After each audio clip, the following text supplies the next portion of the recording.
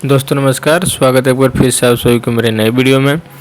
दोस्तों इस वीडियो में हम बात करने वाले हैं इंगर्सोल रैंड कंप्रेसर के बारे में।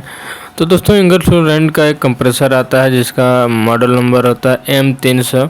तो उसी के ऊपर डिस्कस करने वाले हैं, उसके वर्किंग, उसके पार्ट्स के बारे में, कैसे काम करता है, इसके क्या क्या इंटरनल पार्ट्स होते हैं, सारे पार्ट्स का क्या क्या अलग वर्क होता है। तो इस सब के बारे में हम बात करने वाले हैं।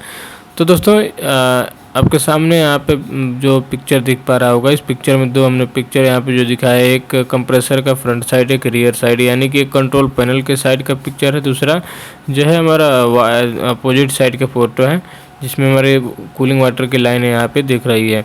तो चलिए सबसे पहले इस कंप्रेसर का टेक्निकल आपको कुछ जानकारी दे देते हैं, उसके बारे में बाद में हम इसका एक वीडियो भी दिखाएंगे कंप्रेसर का। क्योंकि दोस्तों कंप्रेसर हाउस में जो हमारे कंप्रेसर लगे होते हैं तो वहाँ पे काफ़ी नॉइज और साउंड होने की वजह से वहाँ पे साउंड रिकॉर्ड करना या वीडियो रिकॉर्ड कर पाना बड़ा मुश्किल हो जाता है। तो इसीलिए हम आपको छोटा सा एक वीडियो दिखा देंगे कंप्रेसर के बाहरी और इंटरनल पार्ट्स। उसके बाद से फिर से आपको उसके एक एक करके उसका वर्किंग और पार्ट्स की जानकारी हम इसी PDF के माध्यम से आपको, फ़ोटो के माध्यम से आपको देंगे, ताकि आपको एकदम अच्छे से समझ में आ जाए इस कंप्रेसर के बारे में, कोई आपको डाउट नहीं रह जाए। तो सबसे पहले देखिए, ये जो हमारा कंप्रेसर है, मेक जो है इसका इंगर्सोल रैंड है। इंगर्सोल रैंड का दोस्तों काफ़ी हैवी और छोटे से लेकर बड़े बड़े तक कंप्रेसर आते हैं। तो ये जो हमारा कंप्रेसर है इंगर्सोल रैंड का M300 सीरीज का जो है कंप्रेसर है। M300 सीरीज या M350 सीरीज का कंप्रेसर आता है, देखने में एक ही जैसा होता है। तो ये हमारा M300 सीरीज का कंप्रेसर है। तो यहाँ पे देखिए ये मॉडल नंबर है, मॉडल नंबर हमारा है M300 2S HB या फिर M350 2S HB। तो ये जो मॉडल नंबर है, अगर मॉडल नंबर को हम अगर डिस्क्राइब करते हैं तो M300 का मतलब होता है कि ये M300 कंप्रेसर का सीरीज है।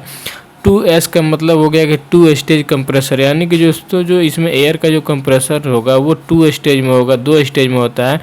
कंप्रेसर्स जो हमारे आते हैं दोस्तों वो कई कंप्रेशन स्टेज में आते हैं, जैसे कि एक सिंगल स्टेज कंप्रेशन में आता है, यानी एक ही बार में जितना कंप्रेस करना होगा, जितना डिजायर्ड आउटपुट देना होगा उतना प्रेशर का आउटपुट निकाल देगा। दूसरा कंप्रेसर आता है वो था मल्टी स्टेज, यानी कि अलग अलग स्टेज में, यानी कि 2 स्टेज या 3 स्टेज ऐसे करके उसमें रहता है। तो ये जो हमारे इंगर्सोल रैंड M300 कंप्रेसर जो है वो 2S है, यानी कि 2 स्टेज कंप्रेशन सिस्टम है इसमें, यानी दो स्टेज में एयर का कंप्रेशन कर रहा है। यानी कि फर्स्ट स्टेज में जो एयर का कंप्रेसर होगा वो कम होगा या फिर हाफ होगा, और जो लास्ट जो फाइनल हमारा एयर का डिजायर्ड जो प्रेशर होगा वो दूसरे स्टेज से कंप्रेस होकर आउटपुट निकलेगा।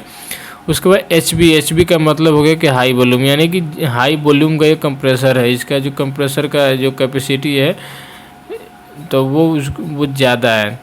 ये मॉडल नंबर का डिस्क्रिप्शन हो गया। अगर इससे उसी तरीके से M350 वाले का, M350 अगर रहेगा कंप्रेसर 350 का मतलब M350, यानी ये तो M350 सीरीज का। यहाँ पे M350 का एक्चुअल मतलब ये है कि ये जो कंप्रेसर है इसकी जो कैपेसिटी है, कैपेसिटी मतलब एयर की कैपेसिटी, यानी मैक्सिमम एयर कैपेसिटी, जिसको हम CFM बोला जाता है, क्यूबिक फीट मिनट क्यूबिक,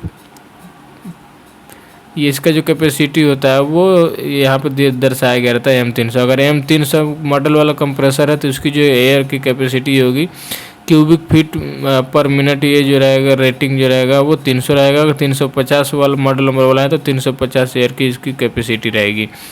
तो उसके बाद दोस्तों बात करते हैं कंप्रेसर के टाइप के। तो ये जो हमारा इंगर्सोल रैंड M300 कंप्रेसर होता है वो रोटरी स्क्रू कंप्रेसर टाइप का है। ये अलग अलग टाइप के कंप्रेसर आते हैं, जैसे कि हमारा रेसिप्रोकेटिंग आता है जिसको हम पिस्टन टाइप भी बोलते हैं, और भी कई टाइप के आते हैं जिसके बारे में हमने पहले भी वीडियो में एक बता दिया है टाइप कंप्रेसर कितने टाइप के होते हैं। उसका लिंक भी हम दे देंगे डिस्क्रिप्शन में, आप जाकर उसको देख सकते हैं। तो ये हमारा रोटरी स्क्रू कंप्रेसर होता है, इसमें 2 स्क्रू टाइप के एक रोटर लगे रहते हैं, वही जो है एयर को कंप्रेस करने का काम करता है। उसके बाद कंप्रेशन स्टेज हो गया 2 स्टेज, जैसा कि हमने पहले ही बताया, मैक्सिमम एयर आउटपुट या फिर मैक्सिमम आउटपुट प्रेशर।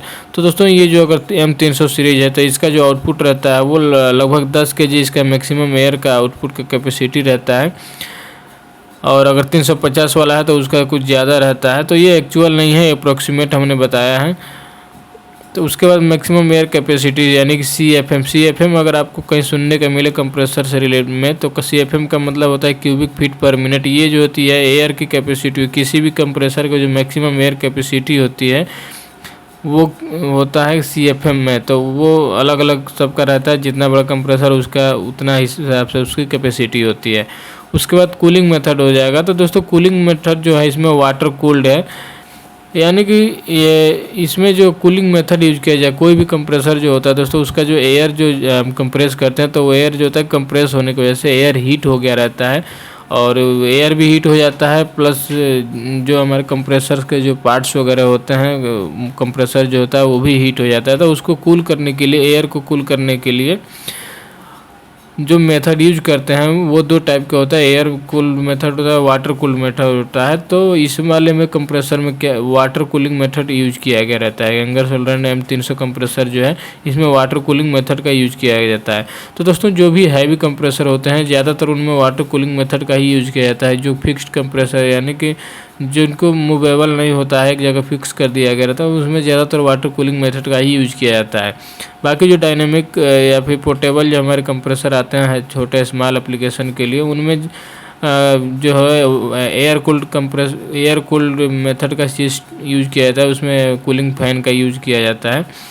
तो उसके बाद इसमें बात करते हैं दोस्तों कूलेंट आयल। कूलेंट आयल का मतलब ये हो गया कि दोस्तों इसमें जो लुब्रिकेशन के लिए या फिर कंप्रेशन का कूलिंग के लिए जो हम आयल यूज करते हैं, वो आयल होता है, उसको हम बोलते हैं कूलेंट आयल। तो वो जो कूलेंट आयल होता है उसका अगर आपसे कहीं पूछा जाता है कि कौन सा कूलेंट आयल है, तो वो कूलेंट आयल जो इसमें यूज किया जाता है वो इंगरसोल रैंड कंपनी का ही होता है। उसका जो मॉडल नंबर होता है वो होता है इंगरसोल रैंड अल्ट्रा। ये इसमें जो कूलेंट यूज किया जाता है वो आयल होता है। कूलेंट भी अलग अलग टाइप का होता है, तो इसमें जो कूलेंट यूज किया जाता है वो इंगरसोल रैंड अल्ट्रा होता है। इसका खुद का ही मेक होता है, इंगरसोल रैंड कंपनी का ही। तो इंगरसोल रैंड अल्ट्रा वो होता है, वो कूलेंट आयल होता है।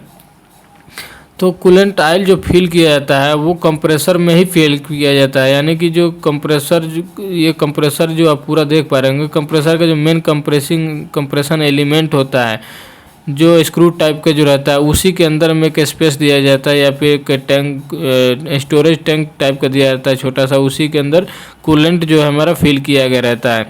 तो ये जो कूलेंट होता है वो कंप्रेसर के जो रोटरी पार्ट्स वगैरह रहता है उनका लुब्रिकेशन और कूलिंग के लिए यूज किया जाता है। उनके अंदर का जो हीट होता है उनको अपने साथ जो कूलेंट होता है वो अपने साथ खींच के बाहर निकाल लेता है, फिर बाद में उस ऑयल को भी कूल कर दिया जाता है वाटर के थ्रू। तो इसमें जो कूलेंट डाला जाता है तो इसकी जो कूलेंट की जो क्वांटिटी होती है दोस्तों अलग अलग रहता है। जैसे कंप्रेसर बड़ा है या फिर छोटा है उसके हिसाब से उसमें कूलेंट का क्वांटिटी भी रहता है। जैसे अगर M300 सीरीज है तो लगभग 18 से 20 लीटर का कूलेंट जो है इसमें फिल किया जाता है कंप्रेसर में। तो ये इसका कुछ टेक्निकल आपको जानकारी हमने दिया यहाँ पे कि जो कंप्रेसर के बारे में अगर आपसे इंटरव्यू में कहीं पूछा जाए तो आप इसमें बता सके, या फिर आपको पर्सनल जानकारी के लिए। तो यहाँ पे कंप्रेसर का जो फ्रंट साइड है, फ्रंट साइड में यहाँ पे कंट्रोल पैनल और कंट्रोलर लगे रहते हैं, और जो ये रियर साइड है अपोजिट साइड, तो इस अपोजिट साइड में जो कूलिंग वाटर लाइन जो आए रहती है वो रहता है। कूलिंग वाटर का इनलेट लाइन रहता है, कूलिंग वाटर का आउटलेट लाइन रहता है। तो दो लाइन रहता है, एक से एयर इन होता है, एक से वाटर इन होता है, एक से वाटर आउट होता है। यानी कि एक जो कोल्ड वाटर होता है, जो नॉर्मल वाटर होता है वो इसमें इन होता है, और एयर को और आयल को कूल करने के बाद जब वाटर गर्म हो जाता है तो वाटर या फिर हॉट वाटर जो रहता है वो दूसरी लाइन से यहाँ पे रिटर्न हो जाता है।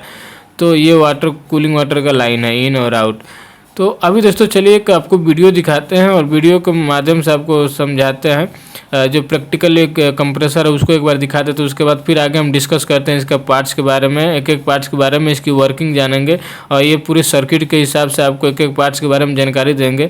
और यहाँ पे देख सकते हैं हमने प्रैक्टिकल एक एक पार्ट्स को हमने पिक्चर्स रखे, उस पिक्चर के माध्यम से आपको टेक्निकल इसके बारे में स्पेसिफिकेशन बताएंगे और किसका क्या काम रहता है वो भी आपको बताने वाले। तो सबसे पहले आपको एक प्रैक्टिकल इस कंप्रेसर का वीडियो दिखा देते हैं ताकि आपको अच्छे से समझने में आसानी हो जाए कि एक पार्ट्स में कौन सा पार्ट्स का क्या काम रहता है।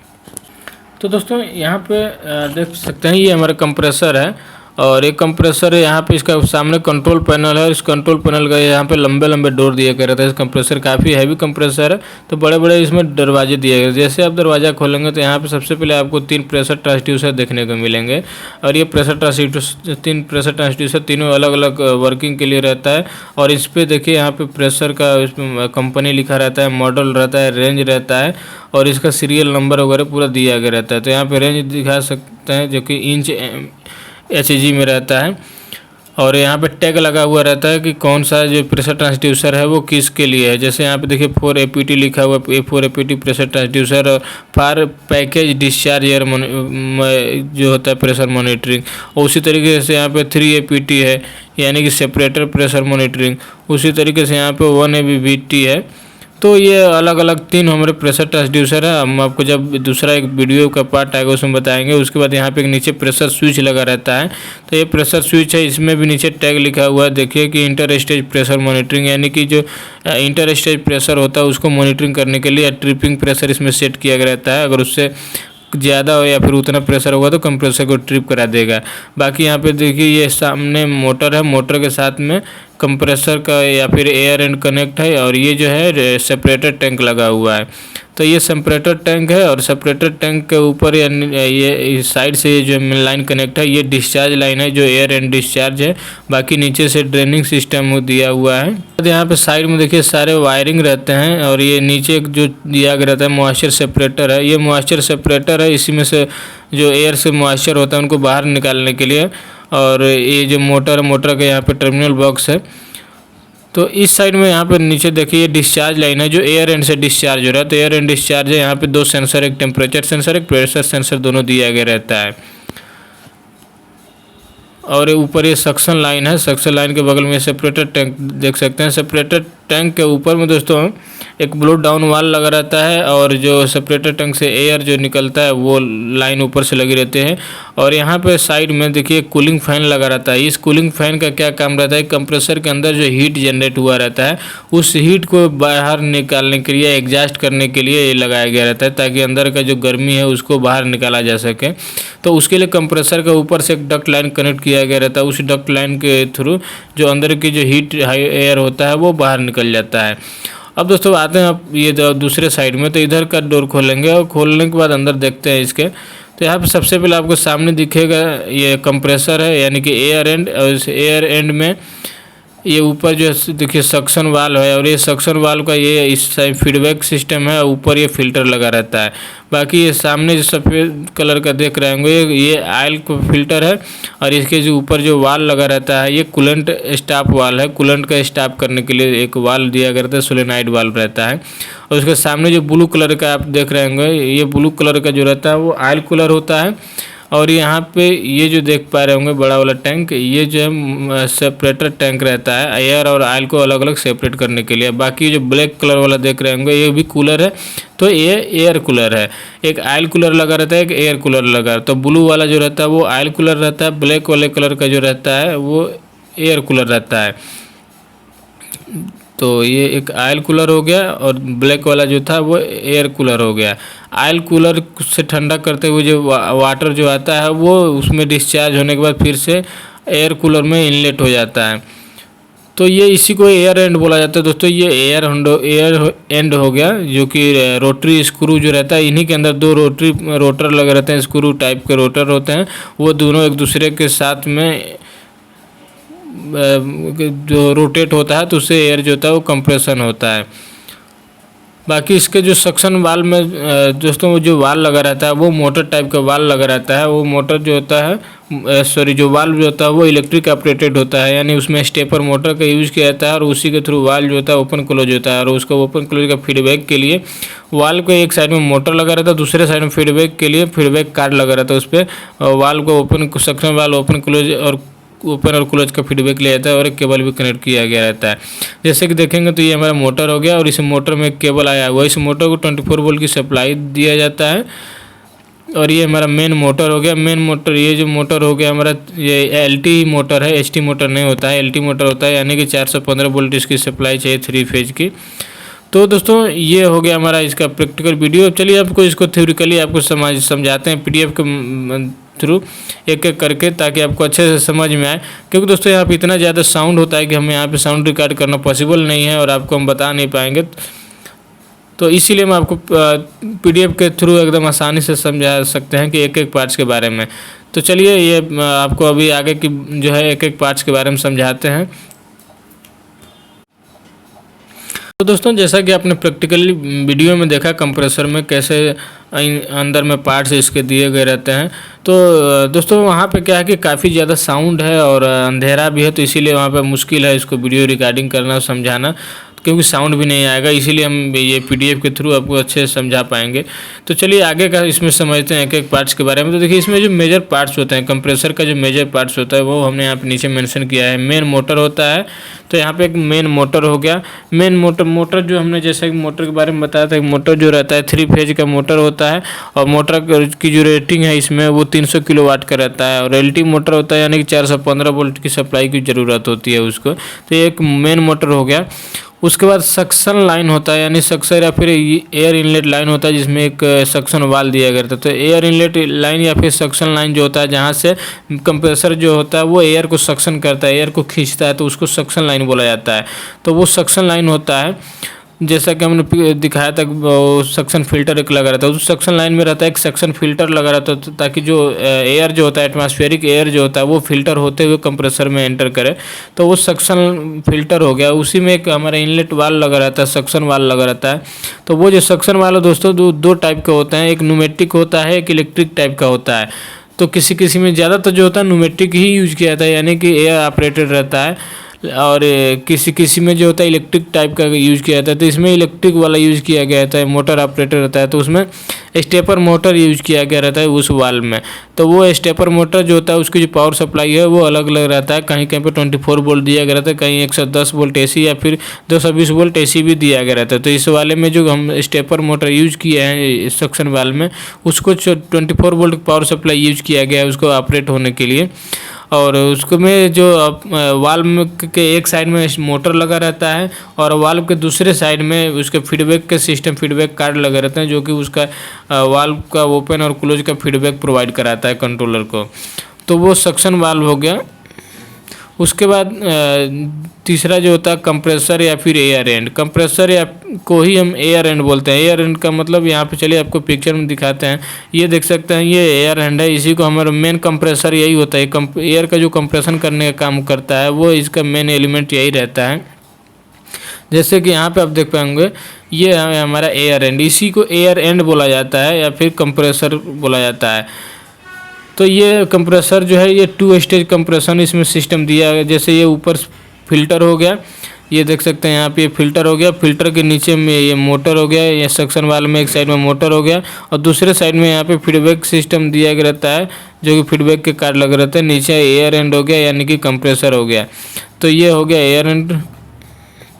उसके बाद कूलेंट लाइन होता है। कूलेंट लाइन का दिया गया है किसमें, कंप्रेसर में।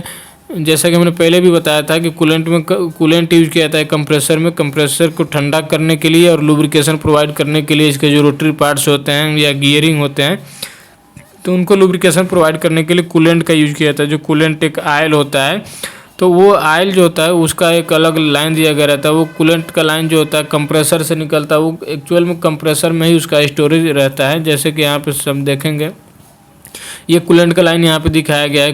तो ये कूलेंट का लाइन देख सकते हैं किस तरीके से रहता है। ये नीचे हमारा कंप्रेसर है और इस कंप्रेसर में कूलेंट स्टोर रहता है। और जैसे कंप्रेसर जब हमारा चलता है तो ये आयल का जो भी सर्कुलेशन होने लगता है उसी के साथ साथ में। तो देखिए आयल जो है यहाँ पे निकलता है, आयल जो रहेगा वो एयर के साथ में मिक्स होकर निकलता है। एक तो लुब्रिकेट भी होते रहता है और लुब्रिकेशन होने के साथ साथ जो एयर होता है एयर के साथ में हमारा आयल मिक्स होकर बाहर निकल जाता है, एयर एंड डिस्चार्ज होता है। तो एयर एंड से जब कंप्रेसर से जो एयर डिस्चार्ज होता है वो आयल जो रहता है वो एयर में मिक्स हो जाता है और मिक्स होने के बाद आगे जाता है। तो आगे जाने के बाद एक सेपरेटर टैंक लगा रहता है। ये सेपरेटर टैंक क्या करता है कि जो एयर के साथ में जो आयल रहता है उसको सेपरेट कर देता है, यानी कि अलग अलग कर देता है। आयल अलग हो जाता है, एयर अलग हो जाता है।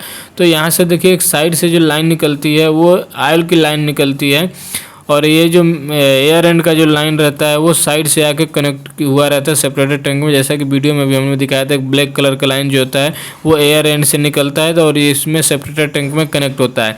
तो इसमें एयर और ऑयल दोनों मिक्स रहता है, तो इसी को सेपरेट करना होता है। तो सेपरेट कर देते हैं।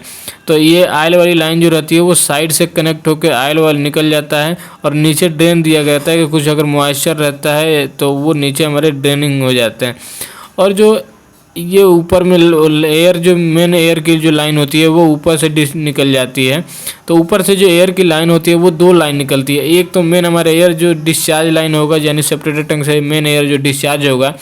दूसरा एक एयर की लाइन होती है जो पतली लाइन होती है जो कि इसमें से निकलती है और फिर कंप्रेसर का जो एयर एंड जो होता है उसी में जाके फिर कनेक्ट किया गया रहता है।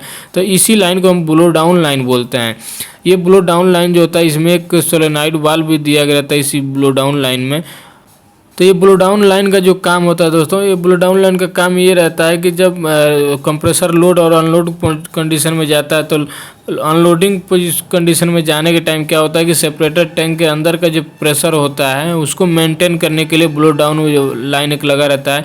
ये ब्लो डाउन वाल्व खुल जाता है और खुलने के बाद क्या होता है कि सेपरेटर टैंक का एयर का जो प्रेशर होता है वो रिलीज होकर ये कंप्रेसर में चला जाता है ताकि इसके अंदर का जो सेपरेटर टैंक का जो अंदर का जो प्रेशर है वो कम हो जाए। तो इसको मेंटेन करने के लिए ब्लो डाउन लाइन लगा रहता है। इसी ब्लो डाउन लाइन में ब्लो डाउन वाल्व भी लगा रहता है, जैसे कि इसमें देखेंगे यहाँ पे ये ब्लो डाउन लगा हुआ है 5 नंबर जो दिखा रहा है ये ब्लो डाउन वाल्व है। और एक दूसरी लाइन ऊपर से जो निकली है ये हमारी मेन एयर का डिस्चार्ज लाइन है। तो इसको हम आगे अभी समझते हैं, पूरा प्रोसेस समझेंगे किस तरीके से ये काम कर रहा है। उसके बाद अगला नेक्स्ट पार्ट है ब्लो डाउन वाल्व हो गया जैसे हमने बताया था। उसके बाद कूलिंग फैन मोटर होता है। कूलिंग फैन मोटर हमने बताया था कि कंप्रेसर के अंदर का जो हीट होता है उसको बाहर निकालने के लिए ये जो डक्ट लाइन लगा रहता है उसी डक्ट लाइन से बाहर फेंक देता है, तो उसके लिए कूलिंग फैन लगा रहता है। उसके बाद मॉइस्चर सेपरेटर होता है। मॉइस्चर सेपरेटर का काम होता है मॉइस्चर को सेपरेट करना, जैसे कि पिक्चर में एक बार आपको दिखा देते हैं मॉइस्चर सेपरेटर। ये देख सकते हैं ये हमारा मॉइस्चर सेपरेटर है। ये जो फाइनली जो कंप्रेसर से एयर जो निकलता है डिस्चार्ज निकलता है तो उसको डिस्चार्ज होने से पहले उसी डिस्चार्ज लाइन में एक मॉइस्चर सेपरेटर लगाया जाता है। जो आफ्टर कूलर के बाद जो एयर निकलता है उसमें मॉइस्चर एक सेपरेटर लगाया जाता है। ये क्या करता है एयर में मौजूद मॉइस्चर को सेपरेट कर देता है, नीचे ऑटोडेन वाल्व लगा रहता है उसको बाहर निकाल देता है। और यहाँ के साथ में एक सेफ्टी वाल्व भी प्रोवाइड किया गया हुआ है। तो ये मॉइस्चर सेपरेटर हो गया। मॉइस्चर सेपरेटर के बाद आफ्टर कूलर या हीट एक्सचेंजर वगैरह लगाया गया रहता है। आफ्टर कूलर हो गया। आफ्टर कूलर का मतलब जो होता है वो जो एयर जो कूलर लगा रहता है उसी को आफ्टर कूलर भी बोला जाता है। उसके बाद डिस्चार्ज या फिर एयर आउटलेट लाइन वाल्व हो गया। कंट्रोल पैनल एंड कंट्रोलर हो गया। तो ये इसके मेजर पार्ट्स हो गए। बाकी जो छोटे छोटे पार्ट्स लगे रहते हैं उसकी जानकारी हम अगर हमें जैसे C&I का ही हम इक्विपमेंट है उसको हम नेक्स्ट वीडियो में बताएंगे कि C&I के कौन कौन से इक्विपमेंट लगे रहते हैं, उसकी कितनी सेटिंग रहती है और कहाँ कहाँ पे उसको यूज़ किया गया है। इसमें हम आपको बेसिक इसका वर्किंग बताएंगे, पार्ट्स के बारे में बताएंगे। तो अभी दोस्तों इसका वर्किंग समझते हैं किस तरीके से ये काम करता है। तो यहाँ पे हमने वर्किंग यहाँ पे मेंशन किया हुआ है, इसको समझते हैं। तो compression in the screw type air compressor is created by the in up to inline pair of helical rotor. यानी कि दोस्तों जो कंप्रेशन का जो स्क्रू टाइप एयर की जो कंप्रेसर होता है उसमें जो कंप्रेशन होता है वो जो दो एक पेयर या फिर दो हेलिकल रोटर्स जो होते हैं उन्हीं के द्वारा उसमें क्रिएट होता है या फिर कंप्रेशन होता है एयर का। Air is drawn through the air inlet filter into the first stage where is compressed into the interstage pressure. It then pass through a certain of coolant on its way the second। यानी कि दोस्तों इसमें हमने English में पूरा mention किया हुआ, हम आपको इसमें हिंदी से में पूरा बोल के समझा देते हैं किस तरीके से ये काम करता है। जैसे कि इसमें होता क्या है कि कंप्रेसर में सबसे पहले एयर का जो सक्शन होता है वो सक्शन वाल्व से होता है। सक्शन लाइन से होता है या फिर इनलेट लाइन से उसको बोला जाता है। तो सक्शन लाइन से एयर जो होता है वो सक्शन होता है और सक्शन होने के बाद जो उसमें मेरे जो एयर एंड होता है यानी कि कंप्रेसर होता है उस कंप्रेसर में जाता है। कंप्रेसर में जाने के बाद सबसे पहले उसका इंटर स्टेज उसका कंप्रेसर होता है। इंटर स्टेज का मतलब होता है दोस्तों जो हमारा 2 स्टेज या 3 स्टेज यानी कि जो मल्टी स्टेज जो कंप्रेसर सिस्टम के टाइप के जो कंप्रेसर होते हैं उनमें एक स्टेज से एयर कंप्रेस होने के बाद जब दूसरे स्टेज में जाता है तो इनके बीच का जो प्रोसेस होता है या एयर प्रेशर होता है उसको बोलते हैं इंटर स्टेज। यानी एक स्टेज से दूसरे स्टेज के बीच का जो प्रेशर होता है उसको इंटर स्टेज बोला जाता है। तो फर्स्ट स्टेज में एयर कंप्रेस होता है। फर्स्ट स्टेज में एयर कंप्रेस होने के बाद वो कूलेंट से कूल होता है। कूल होने के बाद वो सेकेंड स्टेज में जाता है कूलिंग होते हुए और सेकेंड स्टेज में जाने के बाद उसका जो फाइनल डिजायर्ड जो प्रेशर होता है उतना कंप्रेस हो जाता है। उसके बाद जो एयर होता है वो एयर एंड से निकलता है। एयर एंड माने कि जो कंप्रेसर जो होता है उसको एयर एंड बोला जाता है। तो जो कंप्रेसर का मेन एलिमेंट है वो कंप्रेसर से जो डिस्चार्ज होगा यानी एयर एंड से जो डिस्चार्ज होता है। तो एयर एंड से डिस्चार्ज होने के बाद क्या होता है कि इसमें कूलेंट जो होता है यानी कि कूलिंग ऑयल यानी लुब्रिकेशन के लिए जो लुब्रिकेशन ऑयल दिया गया रहता है वो भी एयर के साथ में मिक्स हो जाता है। तो जब वो डिस्चार्ज एयर आगे निकलता है तो उसको एक सेपरेटर टैंक में लेके जाया जाता है। यहाँ पे सेपरेटर टैंक लगा हुआ है। तो ये जो सेपरेटर टैंक है ये क्या करता है कि दोनों को अलग करने का काम करता है। दोनों को अलग करने का काम करेगा तो ये ऑयल अलग हो जाता है और जो मेन एयर होगा वो अलग हो जाता है। तो देखिए ये यहाँ पे नीचे ऑयल की टाइपिंग दी गई रहती है, तो ये ऑयल हमारा अलग हो जाएगा।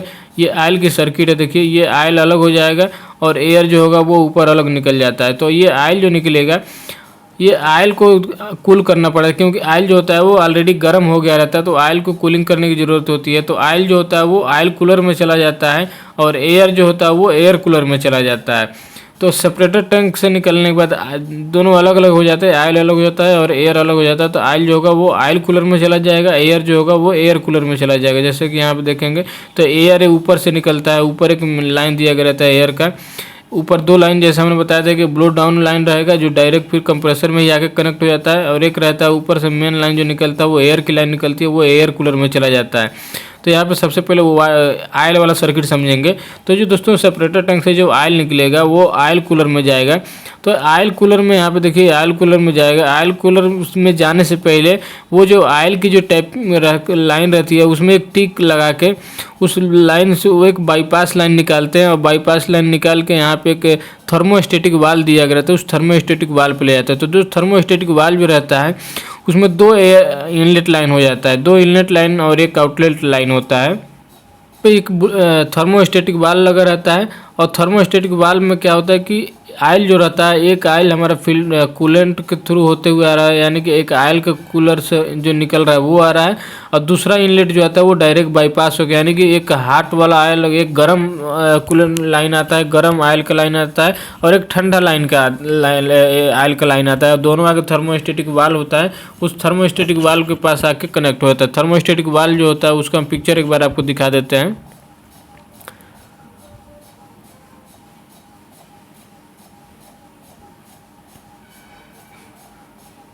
तो दोस्तों ये जो आप देख सकते हैं यहाँ पे ये सेपरेटर टैंक है, और ये सेपरेटर टैंक के ऊपर से जो ये ब्लैक वाली लाइन निकली है ये मेन एयर का डिस्चार्ज लाइन है। और यहाँ पे जो पिक्चर देख पा रहे होंगे ये हमारा ब्लो डाउन लाइन दिया गया था, ये ब्लो डाउन लाइन हो गया, ये जिसमें ऊपर एक सोलेनोइड वाल्व लगा रहता है, ब्लो डाउन लाइन ये हो गया। ये ब्लो डाउन वाली लाइन में जो निकलेगा होज पाइप निकलेगा, ये जाके डायरेक्ट फिर कंप्रेसर में कनेक्ट हो जाता है, यानी एयर एंड में कनेक्ट हो जाता है। और ऊपर से जो मेन ब्लैक वाली लाइन निकल रही है ये एयर का डिस्चार्ज लाइन हो गया।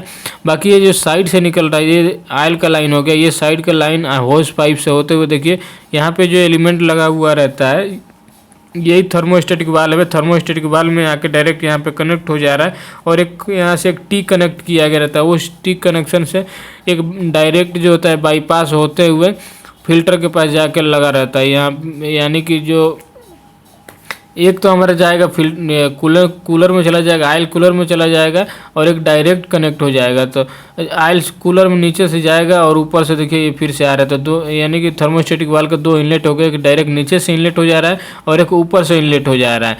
तो दो एक गर्म हो जाएगा, एक ठंडा वाला, एक हॉट ऑयल हो जाएगा और एक कोल्ड लाइन हो जाएगा, यानी कि एक तो डायरेक्ट जो इसमें से निकल रहा है वो चला जा रहा है, एक कूलर से होते हुए आ रहा है। तो कुल मिला जुला के बात ये रहता है दोस्तों, यहाँ पे सर्किट में समझेंगे कि ये जो हमारा ऑयल जो रहता है, तो ऑयल के टेम्परेचर को मेंटेन करने के लिए, यानी टेम्परेचर के बेस पे उसको कंट्रोल करने के लिए यहाँ पे थर्मोस्टेटिक वाल्व लगा रहता है। अगर ऑयल का टेम्परेचर कम रहेगा तो ऑयल का टेम्परेचर अगर कम रहता है तो ये थर्मोस्टेटिक वाल्व जो रहता है वो गर्म वाली ऑयल वाली जो लाइन रहती है यहाँ से ऑयल लेना शुरू कर देता है, और अगर जब ज़्यादा गर्म हो जाता है तो यहाँ पे ठंडा वाला जो ऑयल रहता है वो उधर से, यानी कि ये जो एक वाल्व थर्मोस्टेटिक वाल्व जो लगा रहता है इसमें ये रूट सिलेक्शन के लिए दिया गया रहता है कि हॉट वाला ऑयल लेना है या फिर कूल वाला लाइन लेना, कोल्ड लाइन लेना है।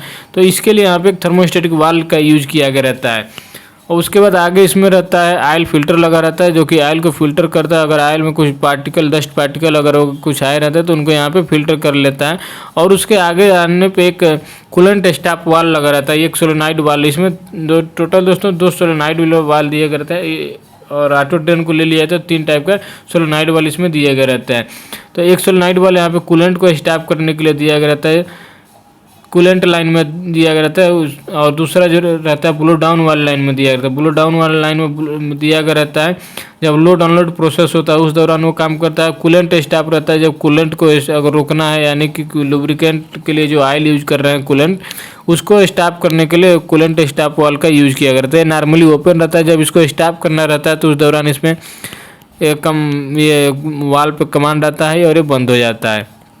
तो यहाँ पे एक थर्मोस्टेटिक वाल्व हो गया। थर्मोस्टेटिक वाल्व का काम बस ये रहता है कि ऑयल को टेम्परेचर के हिसाब से कंट्रोल करने के लिए यहाँ पे दिया गया था। अगर टेम्परेचर कम हो गया है ऑयल का तो वो हार्ट वाली ऑयल की जो लाइन है उसको थ्रू करा देगा, और अगर टेम्परेचर बढ़ गया है तो उसको फिर ठंडा वाला ले लेगा। तो इसको सेंस करने के लिए ऑयल वाली लाइन में ऑयल एक टेम्परेचर सेंसर लगा रहता है जो कि ऑयल को टेम्परेचर को कंटिन्यूस बताते रहता है। कंप्रेसर का जो एलिमेंट है इसी के पास एक ऑयल सेंसर लगा रहता है, टेम्परेचर सेंसर, जो कि ऑयल का टेम्परेचर को बताते रहता है। तो ये ऑयल का सर्किट हो गया, ऑयल कूलर से होते हुए निकलता है। तो ऑयल कूलर में क्या करते हैं दोस्तों कि इसके अंदर वाटर का फ्लो कराया जाता है, जो कि वाटर जो होता है ऑयल को ठंडा करते हुए निकल जाता है।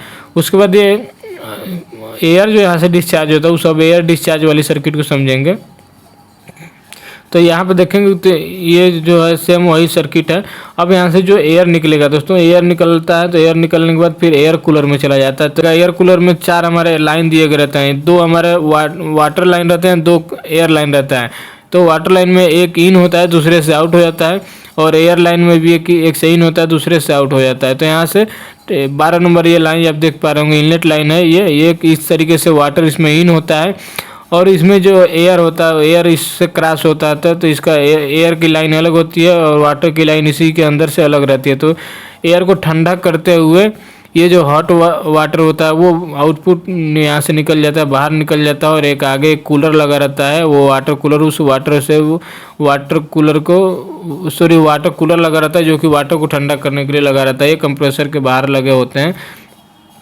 और ये जो हमारा एयर कूलर है इसमें एयर हमारा वाटर के थ्रू कूल हो जाता है, और कूल होने के बाद यहाँ से बाहर निकल जाता है। बाहर निकलने के बाद यहाँ पे एक मॉइस्चर सेपरेटर लगा रहता है, और ये मॉइस्चर सेपरेटर जहाँ पे लगा रहता है वहीं पे एक प्रेशर ट्रांसड्यूसर लगाया गया रहता है जो 6 नंबर है। तो एक प्रेशर ट्रांसड्यूसर यहाँ पे लगा हुआ है, एक प्रेशर ट्रांसड्यूसर यहाँ पे देखिए कंप्रेसर के पास लगा हुआ रहता है, और एक और प्रेशर ट्रांसड्यूसर जो लगा रहता है वो सेपरेटर में लगा रहता है। एक सेपरेटर में एयर का जो मॉनिटरिंग करने के लिए एक लगाया गया रहता है। ये प्रेशर ट्रांसड्यूसर हो गया, यानी कि प्रेशर सेंसर हो गया। एक हमारा ये मॉइस्चर सेपरेटर के पास में लगा रहता है, यानी कि फाइनल एयर जो डिस्चार्ज होगा या पैकेज एयर डिस्चार्ज रहता है उसका एयर का मॉनिटरिंग करने के लिए कितना प्रेशर है वो प्रेशर ट्रांसड्यूसर एक यहाँ पे लगा रहता है। और तीसरा रहता है एक यहाँ पे एयर एंड डिस्चार्ज में रहता है, यानी कि एयर एंड डिस्चार्ज जो रहता है, या फिर ये बोलेंगे इंटर स्टेज जो रहता है। तो इंटर स्टेज के लिए प्रेशर स्विच लगाया गया रहता है, और जो सक्शन जो रहता है उसके लिए एक प्रेशर ट्रांसड्यूसर लगाया गया रहता है। ये जो सक्शन के लिए रहता है, यहाँ पे जो एयर का जो सक्शन हो रहा है तो उस सक्शन का प्रेशर मॉनिटरिंग करने के लिए एक प्रेशर सेंसर यहाँ पे लगाया गया हुआ है। तो 3 हमारे यहाँ पे प्रेशर ट्रांसड्यूसर होगा या फिर प्रेशर सेंसर होगा। एक सेपरेटर टैंक का प्रेशर मॉनिटरिंग करने के लिए, और दूसरा होगा फाइनल एयर जो डिस्चार्ज होगा कंप्रेसर का उसके लिए, और तीसरा जो रहता है सक्शन के लिए। 3 जगह पे प्रेशर ट्रांसड्यूसर यहाँ पे लगाया गया हुआ है। उसके बाद सेफ्टी वाल्व दिए गए रहते हैं, जो कि सेपरेटर टैंक में एक सेफ्टी वाल्व दिया गया रहता है। दूसरा कि जो मॉइस्चर सेपरेटर है उसके पास भी एक सेफ्टी वाल्व दिया गया रहता है। और यहाँ पे देखिए ब्लो डाउन लाइन हो गया। तो ये ब्लो डाउन लाइन के बारे में हमने समझाया था कि ब्लो डाउन लाइन काम कैसे करता है। ब्लो डाउन लाइन बस कंप्रेसर का लोड और अनलोडिंग प्रोसेस के दौरान काम करता है, कि जब कंप्रेसर जो होता है लोड और अनलोडिंग कंडीशन में जब जाता है तो अनलोडिंग कंडीशन का मतलब होता है कि एयर जो कंप्रेशन होता है, यानी कंप्रेसर एयर का जो कंप्रेशन है वो बंद कर देता है, सक्शन बंद कर देता है, एयर का प्रेशर ज़्यादा हो जाता है। तो उस दौरान जब कंप्रेशन बंद हो जाता है एयर का, तो जो ब्लो डाउन लाइन जो होता है वो इसमें वाल्व ओपन हो जाता है, और सेपरेटर टैंक से जो प्रेशर होता है वो कुछ रिलीज होता है इसमें प्रेशर को मेंटेन करने के लिए जल्दी से।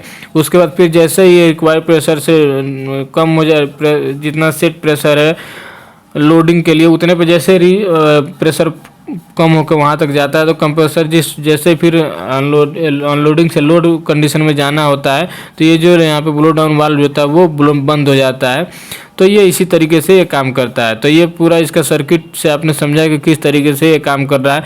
दो इसमें सर्किट है, एक ऑयल का सर्किट है, एक एयर का सर्किट है, और तीसरा एक और सर्किट होता है वाटर सर्किट। तो वाटर सर्किट आपको बस बाहर से वाटर इन हो रहा है, और जो दो कूलर लगे होते हैं, एक ऑयल कूलर और एक एयर कूलर, तो उसी दोनों कूलर में से इन होके आउट होके बाहर से निकल जाता है। बाकी जो मेन सर्किट होता है, एक एयर का सर्किट, एक ऑयल का सर्किट, दोनों को आपको समझाया हमने अच्छे तरीके से। बाकी पिक्चर में आपको एक बार और फिर से इसके बारे में बता दे रहे हैं। देखिए मेन मोटर हो गया, ये सक्शन वाल्व का ये ऊपर दिया गया सक्शन फिल्टर हो गया, नीचे हमारे सक्शन वाल्व हो गए जो कि इलेक्ट्रिक ऑपरेटेड वाल्व दिया गया रहता है। किसी किसी में न्यूमेटिक वाल्व रहता है दोस्तों, तो न्यूमेटिक वाल्व जिसमें लगा रहेगा उसमें लोड अनलोड सोलेनॉइड वाल्व दिया गया रहता है।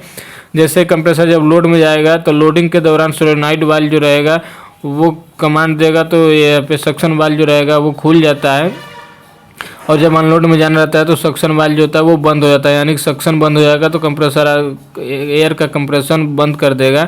तो ये इसमें से जो सक्शन वाल्व है वो मोटर के लिए रहता है। किसी की ज़्यादातर न्यूमेटिक यूज होता है, लेकिन इसमें इलेक्ट्रिक टाइप का है।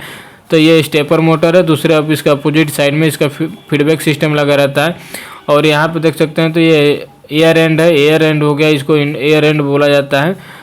या और मेन कंप्रेसर का एलिमेंट यही है, स्क्रू कंप्रेसर इसी को बोला जाता है। ये इसी के अंदर दो स्क्रू रोटर लगा रहता है। उसके बाद यहाँ पे देखेंगे तो ये सेपरेटर टैंक हो गया, और ये सेपरेटर टैंक के बगल में ये जो लगा हुआ है वो ऑयल कूलर हो गया, और दोनों के बीच में लगा रहता है थर्मोस्टेटिक वाल्व। थर्मोस्टेटिक वाल्व का बस काम ये रहता है कि जो ऑयल रहता है, ऑयल का टेम्परेचर मॉनिटरिंग के टेम्परेचर के बेस पे एक सेट पॉइंट रहता है कि कितना टेम्परेचर होना चाहिए ऑयल का हमारे कंप्रेसर के अंदर। तो उसके लिए एक ऑयल सेंसर लगा रहता है, ऑयल टेम्परेचर सेंसर, वो टेम्परेचर मॉनिटरिंग करते रहता है। जैसे कि अगर टेम्परेचर मान लीजिए ऑयल का कम हो गया है, तो ऑयल का टेम्परेचर कम होगा तो ये थर्मोस्टेटिक वाल्व जो होगा इसमें बायोमेटेलिक लगा एक एलिमेंट लगा रहता है। वो क्या करता है कि जो डायरेक्ट इसमें जो बाईपास लाइन जा रहा है ऑयल का वो गर्म रहता है, तो उसको अंदर भेजने कंप्रेसर में भेजना शुरू कर देता है।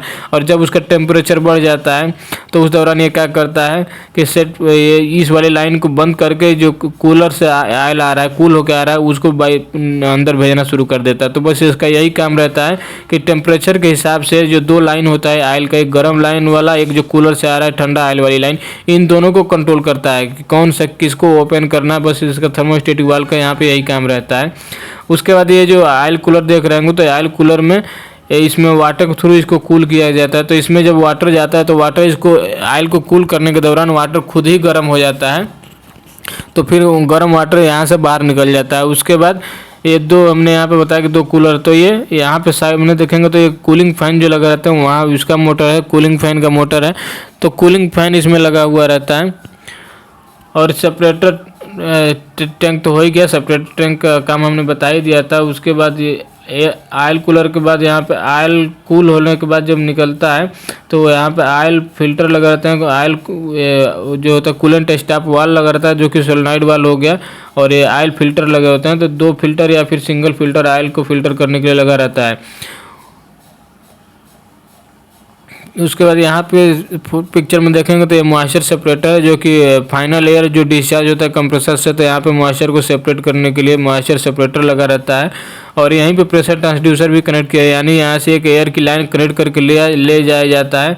और जो कंप्रेसर के डोर के पास, मेन डोर के पास जो 3 ट्रांसड्यूसर लगे होते हैं उन्हीं में से एक ट्रांसड्यूसर का कनेक्शन यहाँ से हुआ रहता है। नीचे ऑटो ड्रेन वाल्व लगा रहता है जो कि सोलेनॉइड वाल्व लगा रहता है। तो इसके पे भी कमांड जाता है कंट्रोलर से ही, तो ऑटो ड्रेन वाल्व ऑपरेट होता है। उसके बाद यहाँ पे इस पिक्चर में आप देखेंगे तो ये एयर कूलर हो गया। एयर कूलर में देखेंगे तो इसमें नीचे से वाटर इनलेट और वाटर आउटलेट लाइन जो है नीचे से कनेक्ट रहता है। बाकी साइड से जो लाइन कनेक्ट है वो एक एयर इनलेट का है, एक एयर आउटलेट का है। तो ऊपर वाला एयर इनलेट का लाइन है, नीचे वाला एयर आउटलेट का लाइन है। यहाँ से एयर आउटलेट होता है तो निकलते हुए ये जो मॉइस्चर सेपरेटर है यहाँ पे आ जाता है। उसके बाद ये एयर एंड का डिस्चार्ज लाइन होता है। एयर एंड डिस्चार्ज लाइन यानी कि एयर जो कंप्रेस हो रहा है, तो कंप्रेसर होने के बाद जो सेपरेटर टैंक से जो पहले जो रहता है वो ये डिस्चार्ज लाइन है। यहाँ पे देखिए 2 सेंसर लगे रहते हैं, एक टेम्परेचर सेंसर, एक प्रेशर सेंसर। तो एक प्रेशर का सेंसर होगा, एक टेम्परेचर सेंसर हो गया। ये कूलिंग फैन हो गया जो बाहर से इसका व्यूज है। ये कंट्रोल पैनल है, इलेक्ट्रिकल कंट्रोल पैनल है, जो इसमें पूरे इसके कंट्रोल सर्किट और एमसीबी या पावर डिस्ट्रीब्यूशन सिस्टम इसमें पूरे लगा रहता है। और ये हमारे कंप्रेसर का HMI है यानी कि कंट्रोलर है, जो आप इसका मैनुअली इसको पैरामीटर इसको सेट करने के लिए और कंप्रेसर को ऑन ऑफ करने के लिए, स्टार्ट करने के लिए आप यहाँ से कंट्रोलर लगाया गया रहता है। और एक इमरजेंसी पुश बटन साइड में यहाँ पे दिया गया रहता है। तो ये इसके पार्ट्स हो गए। तो उम्मीद है दोस्तों आपको समझ में आया होगा जो इंगर सोलरेंट कंप्रेसर होता है इसके पार्ट्स के बारे में, कैसे काम करता है, इसके कौन कौन से पार्ट्स होते हैं, किस पार्ट्स का क्या काम रहता है। इसके अलावा दोस्तों इस कंप्रेसर में अगर आपको कोई कन्फ्यूजन है, कोई और जानकारी चाहिए तो हमें कमेंट करके पूछ सकते हैं। तो इस पार्ट्स में दोस्तों हमने बेसिक जानकारी दिया, इस कंप्रेसर के टेक्निकल जो डाटा है उसके बारे में बताया, पार्ट्स के बारे में बताया, एक एक पार्ट्स का क्या काम होता है वो हमने बताया।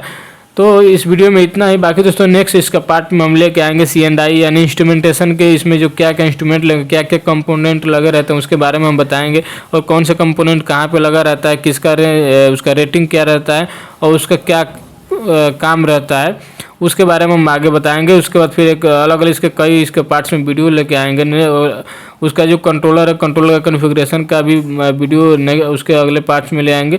ऐसे इसके 3-4 पार्ट्स में हम वीडियो बनाएंगे, क्योंकि काफ़ी वीडियो लंबा हो जाएगा और एक ही पार्ट में कर देंगे। तो इस वीडियो में दोस्तों इतना ही दोस्तों। बाकी अगर वीडियो अच्छा लगा वीडियो को लाइक जरूर कीजिएगा। अगर आप मेरे चैनल पर नए हैं तो प्लीज़ चैनल को जरूर सब्सक्राइब करिएगा।